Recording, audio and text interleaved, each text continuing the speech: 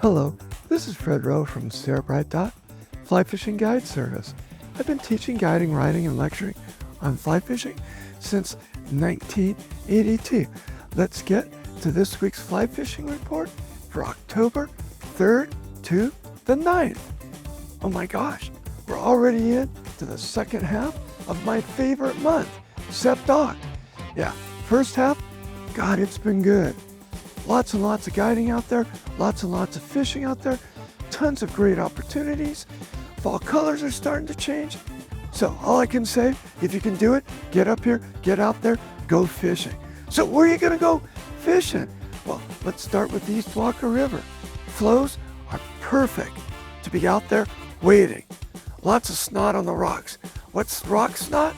Well, that's that algae. Every second or third cast, you got to take the algae off. So that's a little pain in the butt. Fishing, man, it's been good. Euro nymphing, lots of numbers. Streamers, few big fish. Had a client, hook up four hits. Hook up two, landed one, but it was over 20 inches. He was totally stoked. So you got to cover a ton of water and the fish are out there. Dry flies, yeah, late in the afternoon, evening, there's mayflies coming on. You can fish those on the surface and catch fish. Okay, let's head a little south on 395. Where are we going to end up? Let's go to Hot Creek. What's it doing? Well, I had a slow day there, but it's still been really consistent. Tricos in the morning. Started off with a size 22 trico female parachute, and when that quit working, put on a size 22 trico spinner pattern. And then after that, we're starting to see here and there, particularly on cloudy days, a few blue-wing olives coming off. And then if you want to extend your day, you can try throwing streamers. What was that? Try throwing streamers. You say that 3 times fast. Yeah, with the streamers, with the nymphs, you're going to get a few hits, and you can always try terrestrials. Hoppers are kind of done, but we're still seeing a few. But use hoppers, ants, and oh yeah, we want to use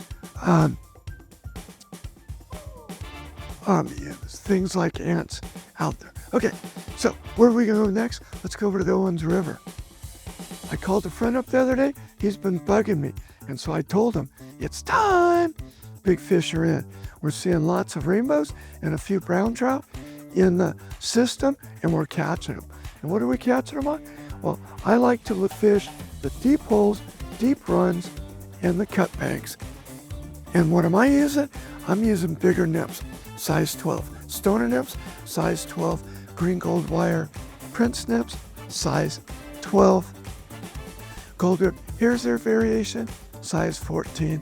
Copper John's in there. We saw a guy the other day throwing a Rapala, yes, with barbless hooks on it, about a 3 or 4 inch Rapala. Oh, he was slamming them, throwing them into deep holes, pulling them through. And that means we can use our streamers in those holes and catch all those fish. And so what am I using up there? I'm using marabou muddler minnows, I'm using slump busters, and I'm using woolly buggers. And I like to fish them in 6s and 10.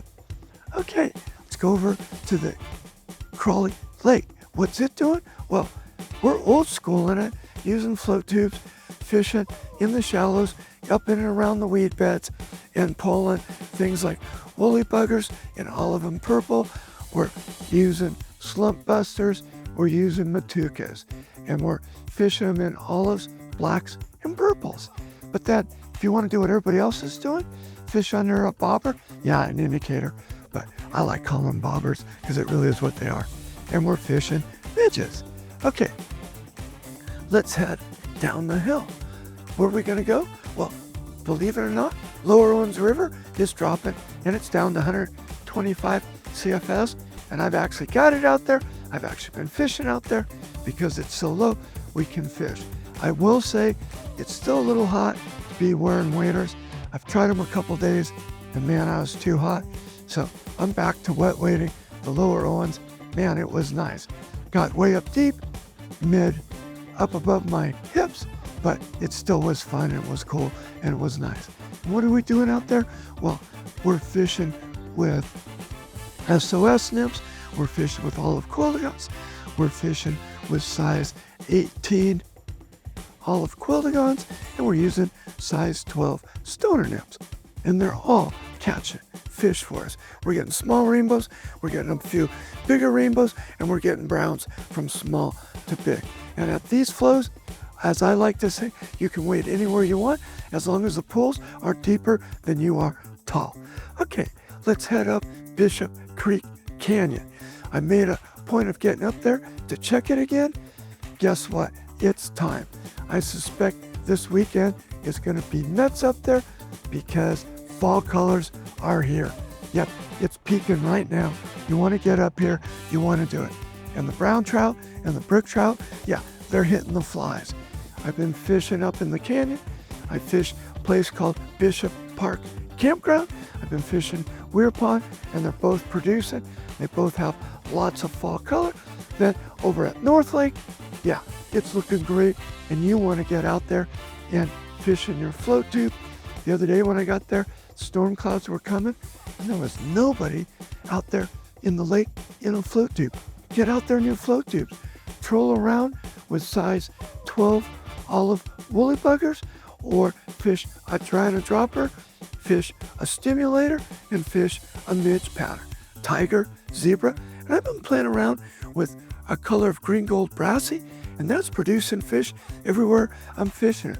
Well, this has been Fred Rowe from Sierra Bright Fly Fishing Guide Service, bringing you this week's fish report for October 3rd to the 9th. I can be found on Instagram, on Facebook, every Tuesday at Mahogany Smoked Meats in Bishop, and my favorite, lpptv.us.